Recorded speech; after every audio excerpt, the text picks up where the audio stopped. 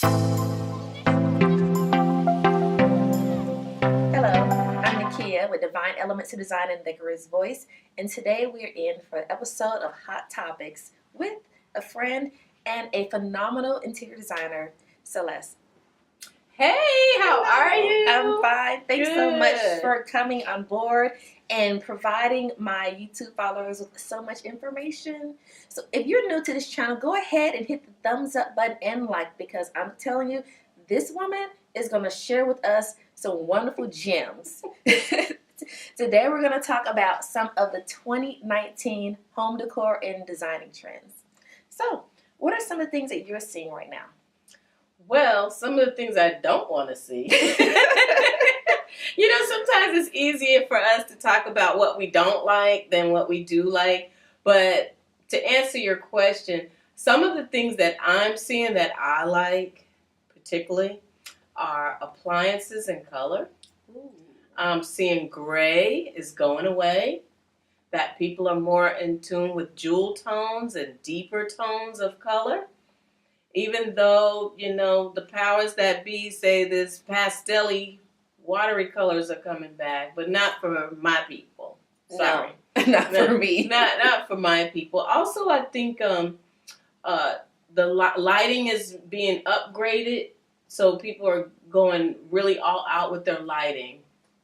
Those are some of the things. I got a little cheat sheet here. I do love the jewel tones. I mean, even if your wall, and I always tell people, if your walls are kind of, blah, beige, vanilla, maybe you're in an apartment and you're just afraid of color, bring those colors in, those jewel tones with your window treatments, with your pillows, with your accent chairs. I mean, that's going to give you a big pop of color, and it'll make your home look so beautiful. And the thing about color is you can't be afraid, because it's just paint. It's just paint. And there's all kind of channels out there that'll show you how to paint. So you don't have to go spend a whole lot of money with a professional painter. You can, I don't really particularly like accent walls of color, because what I find, it was something that happened in the 80s, accent color walls, where the decorators of show homes, not show homes, but model homes, they didn't have a big budget, so they just splashed color on one wall. And people took that and ran with that. But what that does is chops up the room.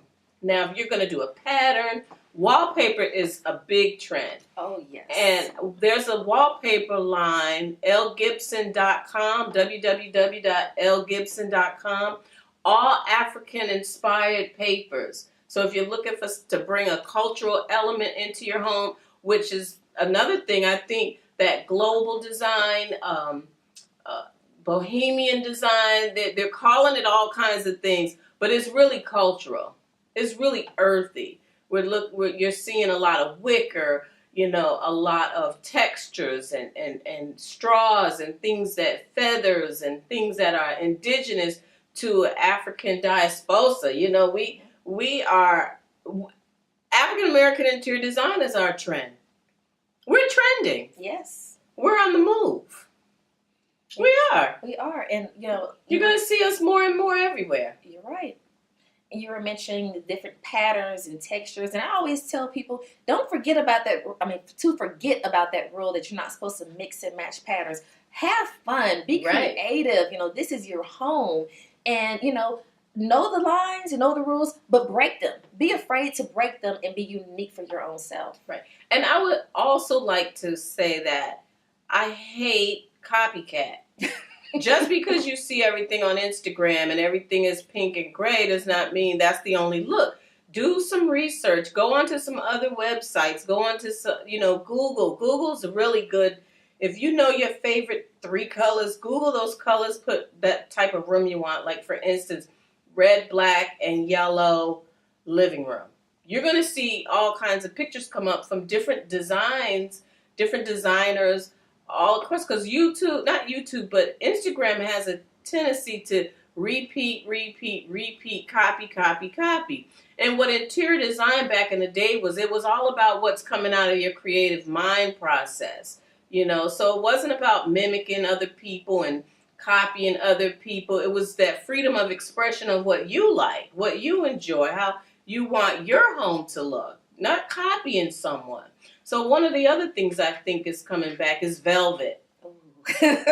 Actually, we're sitting on some velvet chairs. And they are beautiful and they're blue. You know, midnight blue over here, royal blue. And that goes with the jewel tones. Even the artwork behind us has some emerald greens in it. And it's jewel tone, the colors over here are jewel tones.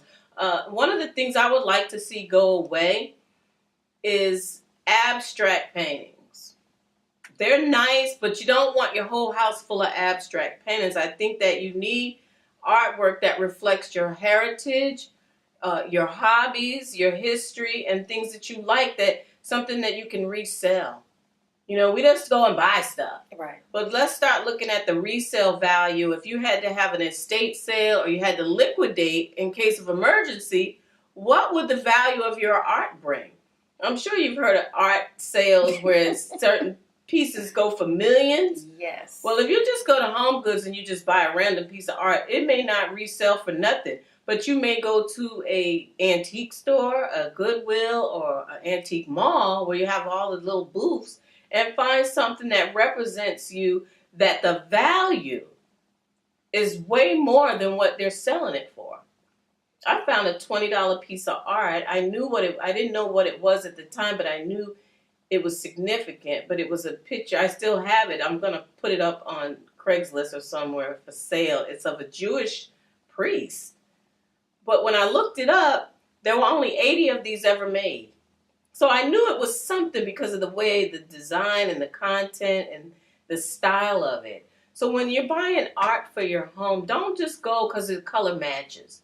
Look at something that has a value or something you can pass down to your children that means something. Let's take our homes a little bit more serious than just, oh, this is popular, this is nice. You know, it's nice to have those things, but I think that we need to dig a little deeper and take our time and buying things that have meaning and more resale value, because those are the things you're surrounding yourself with. Yes, you're absolutely correct.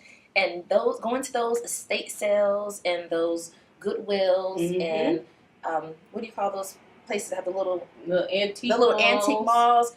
That is where you can find some of the most wonderful hidden gems. It's like one of a kind pieces that no one else has. Why do you want to go in your house and everybody has the exact same fur pillow?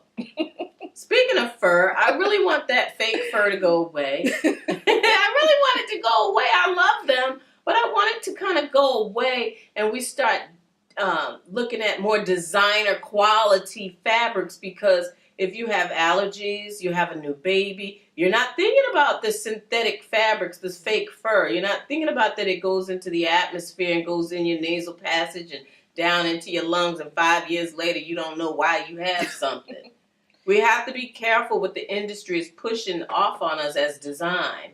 So you can get with an interior designer and go see the most beautiful fabrics. There are fabric showrooms. Yes. Robert Allen, Kravitz, Bushwig and Fig. What are some of the other fabric showrooms? If you're in the DFW Metroplex, in Georgia, we have some of the most beautiful design districts and items and showrooms for fabrics. It's just contact your designer. That's right. Contact a designer. Right. Let's get serious about this thing. Yeah. And if you need a designer, that kind of gives us a little segue into Celeste's magazine. So kind of talk to us about your magazine.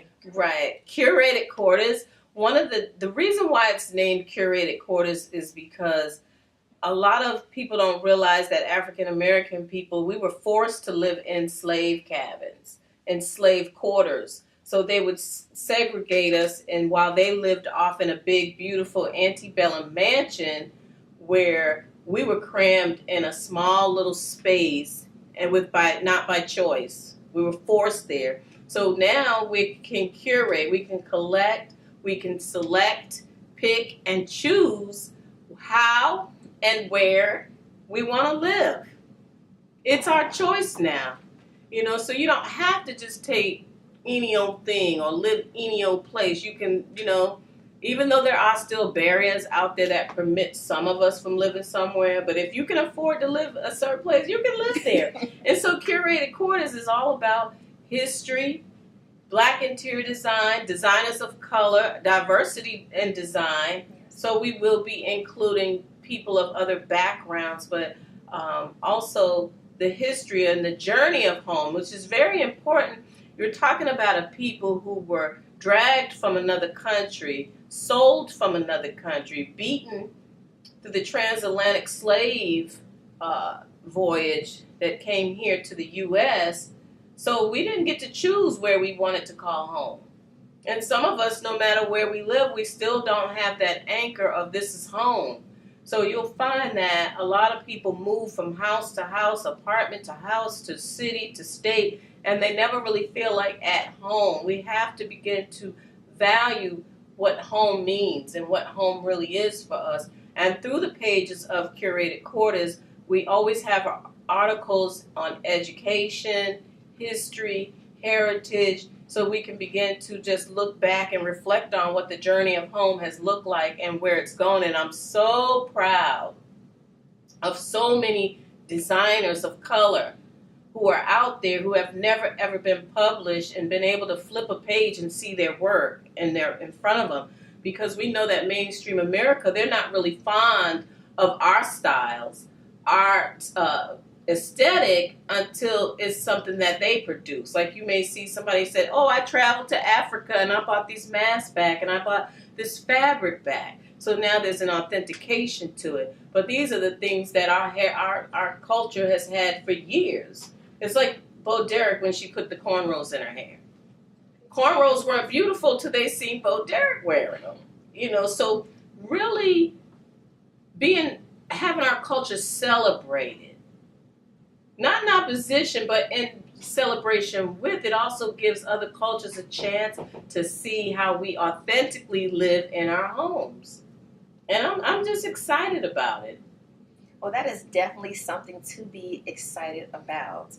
So share with my followers how they can get a subscription of Curated Quarters. Well, right now we're on an individual copy basis. As we grow, we'll move more into subscription. So it's www.curatedquartersmag.com, and you can buy an individual copy, and I guess we'll seg it in there. We'll put a copy in I'll put a copy so right here. Hashtag Curated Quarters. You can follow us, and you know that helps with the momentum of maybe bringing awareness to the magazine. If you're creative and your house is beautiful, and you want other people to see your home, you can email us. You can email us high-resolution photos of your home or pieces of your home. We're always looking for stories. We're not just highlighting interior designers, but decorators, stagers, creatives, those who make art, crafts. Like we featured a woman who makes bedding for African-American children, pot holders and kitchen utensils. So anything that has to do with the home or decorating or artistic flair, we would like to, highlight you. We want to bring awareness to your business, so it's a win-win situation for everybody. Well, that sounds wonderful, and I would like to thank you so much for making the time to speak with me and my followers, because your information, your discussion is just phenomenal. Thank you. Thank you so much. So please don't forget to head over to her site and get your subscription and support this lady. She, like I said, she's doing phenomenal things in Georgia, and I just really appreciate her sharing her gems and her jewels with my followers. Right. So please, thank you for having me. You're welcome. Thank you. Give this video a thumbs up and subscribe. And be sure to stay tuned to the next episode of Hot Topics. Hot Topics!